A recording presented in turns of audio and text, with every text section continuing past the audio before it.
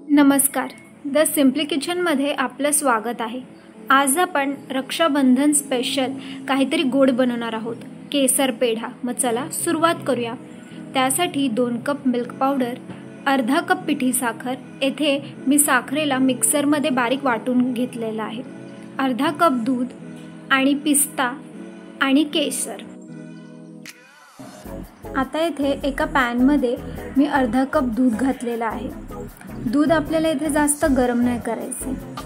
असं दूध थोडंसं गरम झालं की त्यात आता 2 चमचा आपल्याला तूप घालायचं आहे आणि त्यानंतर आपल्याला ते चांगलं मिक्स करून घ्यायचं आहे।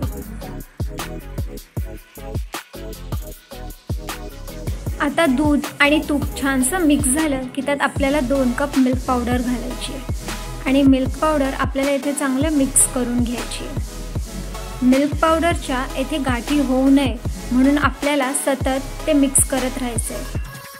मला साधारणतः इथे 2 ते 3 मिनिटं लागली।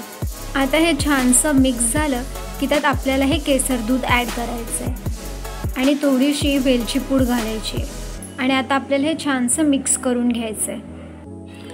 आता इथे हे असं मिक्स झालं की त्यात आता आपल्याला अर्धा कप पिठी साखर घालायची आणि छानसं आता हे मिक्स करून घ्यायचं आहे। पिठी साखर तुम्ही तुमच्या गोडीप्रमाणे कमी जास्त करू शकता। त्यानंतर आता आपल्याला हे सतत मिक्स करत राहायचं आहे आणि थोडंसं घट्टपणा येतोपर्यंत त्याला मिक्स करायचं आहे। मला साधारणतः इथे 3 ते 4 मिनिटं लागले। आपलं छानपैकी रेडी झालेलं आहे। आता हे मी बाजूला प्लेटमध्ये थंड करायला ठेवणार आहे। आता हे मिश्रण तुम्ही बघू शकता की आपलं पूर्णपणे रेडी झालेलं आहे आणि घट्टसुद्धा झालेलं आहे। आता हे असं थोडंसं गार होऊन द्यायचं आहे आणि ते गार झालं की आता आपल्याला इथे पेढे वळवायला सुरुवात करायचं आहे। पेढे तुम्हाला जसे हवेत त्या आकारामध्ये लहान मोठे तुम्ही पेढे वळवू शकता। आता इथे हाताने आपल्याला गोलाकार पेढे वळवून घ्यायचे आहेत।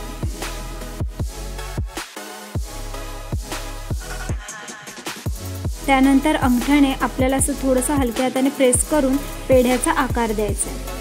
त्यानंतर गार्निशिंगसाठी येथे आपल्याला पिस्त्याचे कापलेले तुकडे घालायचे आणि केशर घालायचे। गार्निशिंगसाठी असं पिस्ता आणि केसर घातल्यावर आपलं येथे रक्षाबंधन स्पेशल केसर पेढा तयार झालेला आहे। तुम्हाला आमची रेसिपी कशी वाटली ती कमेंट करून नक्की कळवा आणि अजून कोणती नवीन रेसिपी जर तुम्हाला पाहायची असेल तर तेही कमेंट करून नक्की कळवा।